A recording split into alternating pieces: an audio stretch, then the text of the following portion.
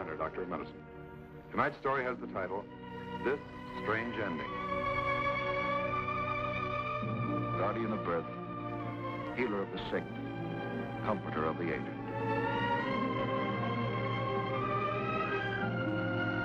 And the qualities of the worthy physician are three: the eye of an eagle, the heart of a lion, the hand of a woman.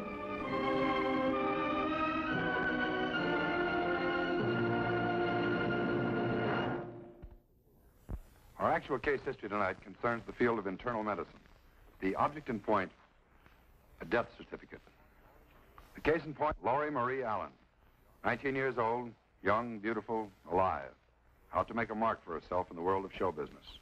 Strong-willed, she was well prepared to gain the ultimate end, stardom. Everyone and everything was working in her favor until the very last moment. And then fate stepped in. And Laurie Allen's dream of glory turned, retreated, and gradually, then suddenly, vanished into the gray, indefinite world from whence it came. For as dusk settled over a chill late November afternoon in the city of New York in the year of 1947, death came to Laurie Allen, one of the decade's most promising young ballerinas. Everyone knew the cause of her death. It was published fact. There was no question about it. But one man refused, and still refuses, to accept the simple wording on the death certificate. His name is Joseph Bailey, feature writer for a New York City daily paper. From the moment he stood in the funeral parlor and viewed the mortal remains of 19-year-old Laurie Allen, the question kept recurring in his mind. Why was she dead? What was the real answer?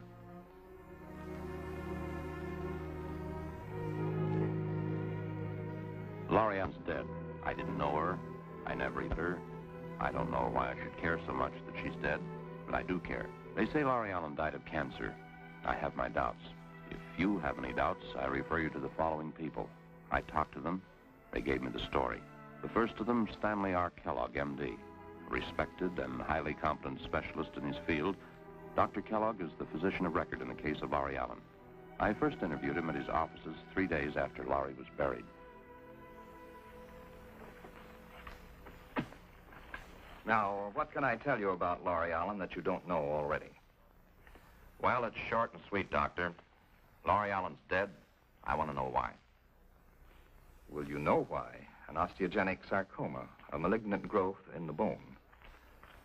Well, that's a clinical answer, Doctor. I'm looking for something more. Well, there's not much more to tell. As this condition persisted, groups of malignant cells broke away from the parent growth, entered the bloodstream, and migrated to other organs of her body, particularly the lungs, where they set up secondary colonies, additional malignant growths. Once this happened, I'm afraid there wasn't much hope. When did Laurie Allen have her first appointment with you, Doctor? Well, it was a little over 2 years ago. She was referred to me by a mutual friend. When I first examined her, I detected a small growth. I immediately sent her to an orthopedist, a bone specialist, for further examination. What was his opinion? He advised a surgical biopsy. Tissue specimen was sent to 3 pathologists. They all agreed. Osteogenic sarcoma, cancer of the bone. Then she knew what she was up against. Yes, she did. What kind of treatment, if any, does this condition indicate, Doctor? Well, in this case, the probability of metastasis, or the spreading of the malignant cells throughout the body, was far too great. The only logical answer was amputation of the limb. Then why didn't you amputate? Because she refused to allow it. Apparently, some friend told her that radiation treatment might bring about a change, so she left me and went to a Dr. George Lee, a röntgenologist, a very good man. He called me, we discussed the matter, and even though we knew that radiation treatment was a poor second choice in this case, we had no alternative. Did Dr. Lee treat Laurie during the year or so that she was away from you? No, she was only with him for a few weeks. I understand there was a third doctor involved. Who he was or is, I don't know. That's something that you'll have to check on. I will. Doctor, who knew Laurie Allen better than anyone else? I mean, if you had to tell her personal story, who would you talk to and check with? Well, let's see. There's her mother, her fiancé, Bob Rogers, her theatrical coach. Offhand, Mr. Bailey, I'd say your best bet was her secretary. Faye Gordon's her name. I understand she knew Laurie from childhood. I understand you knew Laurie quite well, Miss Gordon. You were her personal secretary. Two of you started together back in grammar school days, is that right? I've known Laurie since she was 8 years old. People used to say that Laurie had all the looks and I had all the brains. Laurie had the looks and the brains. Oh, I'm sorry. Would you like something to drink? Scotch or bourbon? No, thanks. Too early for me. Sun's not down yet. I usually don't start this early either. But these Saturday afternoons, depressing. Just get me down. I always used to wait for Saturday night. There was always something doing when Laurie was alive. No use moaning. It's gone now. It's all over. Some of Laurie's kid pictures. Just look at that. There she is in a high school musical she was in. She didn't have the lead, but she sure stole the show. Say, what kind of a story are you doing on Laurie, Mr. Bailey? I hope you're not going to make her look stupid or something. Was she stupid? What do you mean by that? Of course she wasn't. Were you with Laurie when she went to Dr. Kellogg's when he first recommended amputation? I was there. I understand that Laurie admired Dr. Kellogg, respected his judgment. Why didn't she take his advice? Why? Because she was 6 months from the top of the world, that's why. She had it made. A new contract. The lead in a musical. She couldn't afford to lose her leg, can't you see that? Did you advise her one way or the other? Nobody advised Laurie. She made her own decisions. She had a mind of her own. She's been making them ever since she was a kid. Sure there isn't something I can get you, Mr. Bailey? No, thanks. These lousy Saturday afternoons. Depressing. They really get me down. You say that Laurie was a fairly bright girl, Miss Gordon. Did she really believe that radiation treatments could cure her after what Dr. Kellogg had told her? Use your head, Mr. Bailey. It's the only thing she could believe. She made up her mind that she wouldn't lose her legs, so radiation treatments were the only answer. She kept saying that as long as she had her legs, she might beat the cancer. But once she lost it, that was that. She couldn't hope for it to come back. Did she receive any medical treatment after she left Dr. Lee? I have no idea. Even Bob didn't know. Bob Rogers, boy she was engaged to. Is there anyone else you can think of who might be helpful? Someone who might know if she received any further medical treatment? You might try Dr. Lee. He might know. Also, you might call Natalie Wagner. She was Laurie's coach. Kind of a nut. She's harmless. You can reach her at the Knickerbocker Club. Any afternoon, 1 to 5. How long was Laurie Allen with you, Miss Wagner? How long? Right from the beginning. Right from the very beginning. Here, look for yourself. She was 17. Just 17. Ah, you should have seen how she walked. How she carried herself. Young, vibrant, beautiful, straight and proud. You should have seen the smile on her face, the sparkle in her eyes. You just couldn't miss it. You could tell right from the beginning. Laurie was chemically right. How about competent medical treatment, Miss Wagner? Did anybody offer her that? You mean all those medical doctors? Huh. I knew all of them. Believe me, I mean all of them. They're just plain criminals. That Dr. Lee and the Dr. Kellogg and, what was the other one's name? Dr. Lowell. Yeah, that was his name. Just plain criminals. Why, if anybody killed Laurie, they did. They put all those x-ray treatments on her. Didn't do one bit of good. But that didn't satisfy them, of course. They had to go and cut her leg off. Yeah, they were a big help, they were. But finally, I managed to get Laurie to the right kind of doctor. Who was he, Miss Wagner? Do you remember his name? I most certainly do. I couldn't forget it. Dr. Fredericks. The greatest man that ever lived. Believe me, the greatest. Licensed physician, a doctor of medicine? Of course not. What difference does it make? All you have to do is check his record. Just meet him and you'll see right away. He's one of the greatest. I'll have to do that, Miss Wagner. By the way, those treatments that Laurie had during the past year were pretty expensive. Where'd all the money come from, do you know? Oh, her boyfriend, the fellow she was going to marry, Bob Rogers. He took care of most of the bills. Some of her friends helped out, too. I was one of them. Oh, I'm not complaining. But I put out close to $10,000 to Dr. Fredericks and the sanitarium during that last year. Dr. Fredericks must have worked very hard on this case. Oh, how that man worked. He was like an angel to her. But things would have been different today if she hadn't gone back to that Dr. Lowell and then back again to that Dr. Kellogg. Believe me, a lot different. What do you mean by that, Miss Wagner? I mean, Laurie would be alive today. She had all the positive elements, nothing negative. She was chemically perfect. Do you know what? Laurie didn't need surgery any more than I did, but they went ahead just the same. They cut off her leg and they killed her. They killed her. That's right. Laurie Allen came to see me only once. Her fiancé, Bob Rogers, arranged the appointment for her. But she'd obviously seen this other doctor the same morning. And apparently she decided to put herself in his care. Was that Dr. Fredericks? That's correct. Is Fredericks an MD? He's listed as a doctor of nature. Did you try to turn Laurie Allen away from Fredericks? I did everything I possibly could to turn her against him. Well, she must have known about your reputation. After all, Bob Rogers recommended you personally. Mr. Bailey, there's always some people who, rather than face the facts, prefer to listen to false prophets, faith healers. Call them anything you like. Quacks, charlatans, whatever. But in my book, they're among the lowest forms of humanity.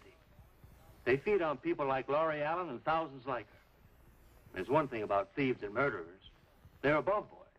At least they don't pretend to cure while they kill. I treated her by dietary control, proper metaphysical adjustments, and by certain chemosomatic injections. I'm certain that if she had remained with me for further treatment, Laurie Allen would be alive today. That's interesting, Dr. Fredericks. Tell me, how did Laurie impress you? I've never met anyone like her, Mr. Bailey. I never hope to again. Glorious, absolutely sublime. At first I thought she was just another charming girl. Attractive, but that's about all. And then I began to see something deeper. She had a kind of wonderful faith and determination. Magnificent hope.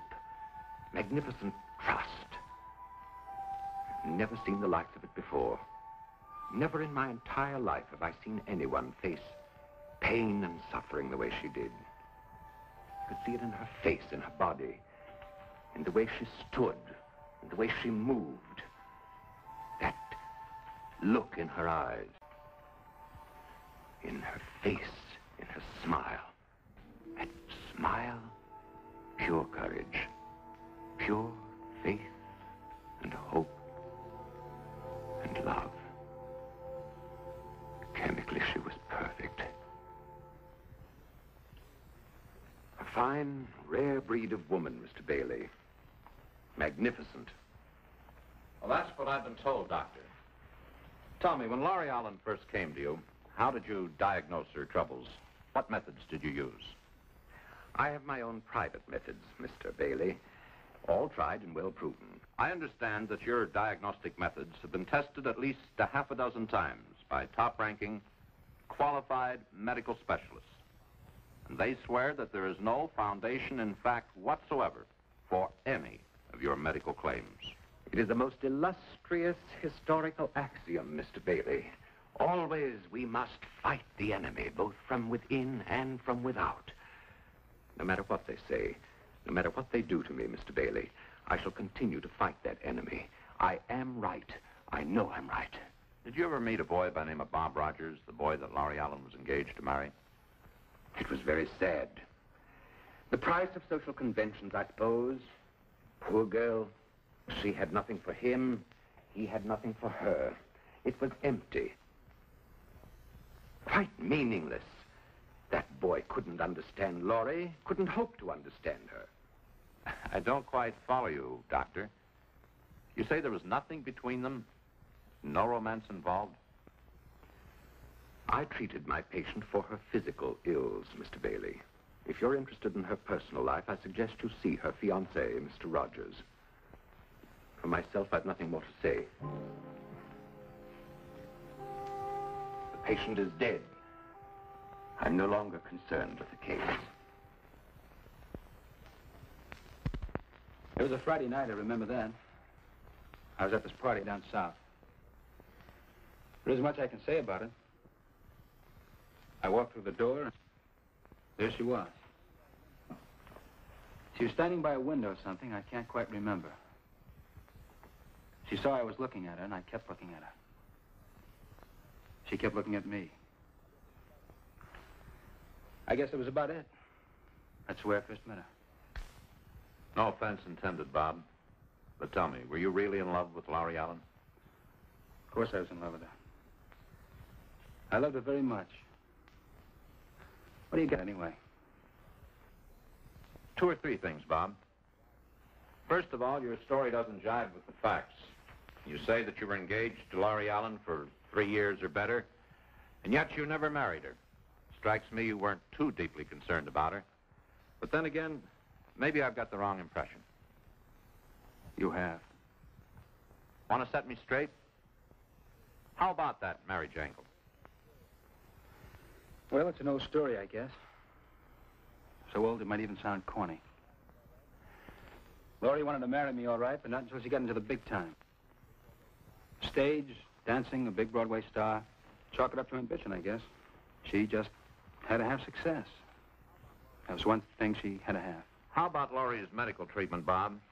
Dr. Fredericks, his sanitarium. You mean to tell me you didn't know what was going on? I didn't have any idea. I was out of town that time. You see, I work for my dad. He runs a big construction company down south. My job, I do quite a bit of traveling around the country, and, well, this was just one of those times. However, before I left town, I made an appointment with her to see Dr. Lowell. I thought that's where she was going. It wasn't until that night that I got back in town that I learned about this phony sanitarium. Right away, I went out to look for Natalie. I looked all over town, but I couldn't find her.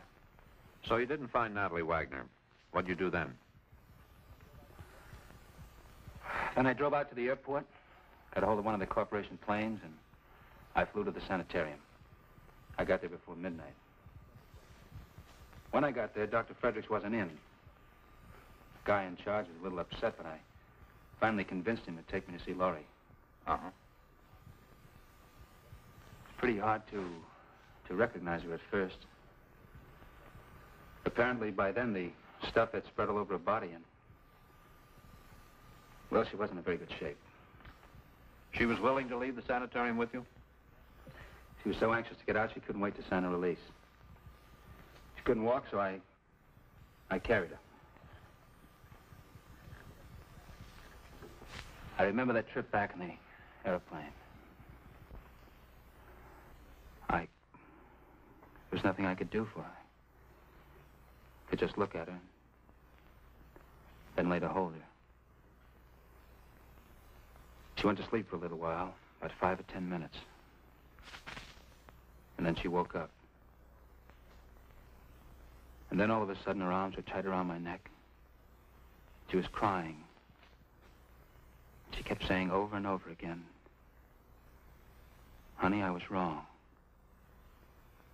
I was wrong. I don't want to die. Please, I don't want to die." There's nothing I could do. Just hold her. Laurie was going to die, and I knew it. And she knew it, too. What about after you got back to town, Bob? What happened then? I brought her to Dr. Kellogg for an examination. Another specialist, too. They said they couldn't promise anything definite, but if the amputation took place right away, she might have a chance. Was Laurie told about that? I was in the room when Dr. Kellogg told her. She looked at him and smiled and said, "All right, doctor, amputate. But I promise you one thing. I'm going to live to be 95.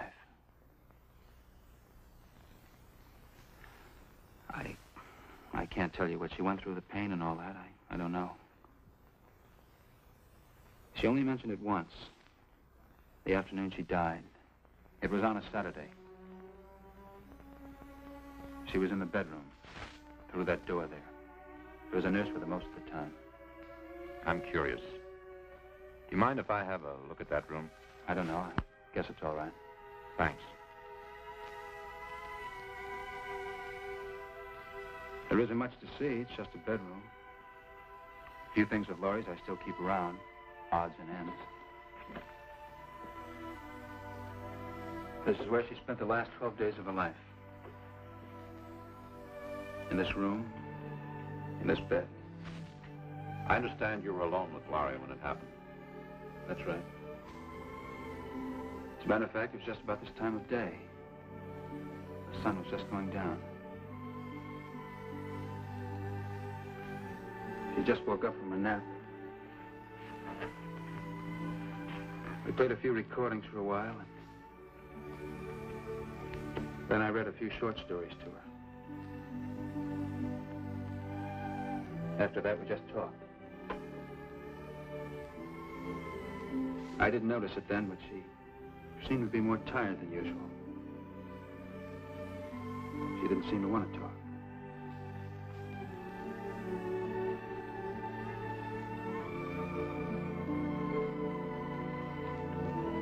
She just kept looking at me, with her eyes wide. She reminded me of a little girl who had a secret and didn't want anyone to know about it. I was tuning in the radio over there. She motioned for me to come closer. I leaned over and kissed her and asked what she wanted. The voice was almost a whisper. She said, "Honey, I almost played a dirty trick on you. I was going to ask you to go to the kitchen and get me a glass of water. And while you were gone, I was going to die."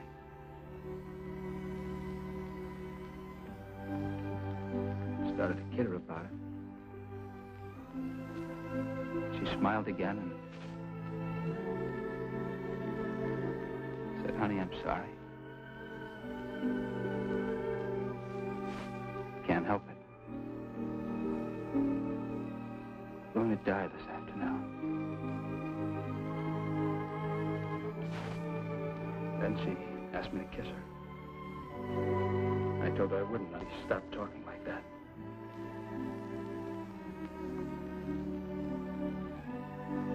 Then I came over to this side of the room and drew back the curtains to let some light in. The sun was just about down. And then I heard a call. "Honey?"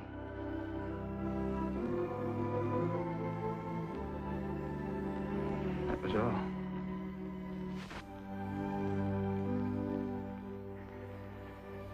I didn't have to look at it. I knew she was dead.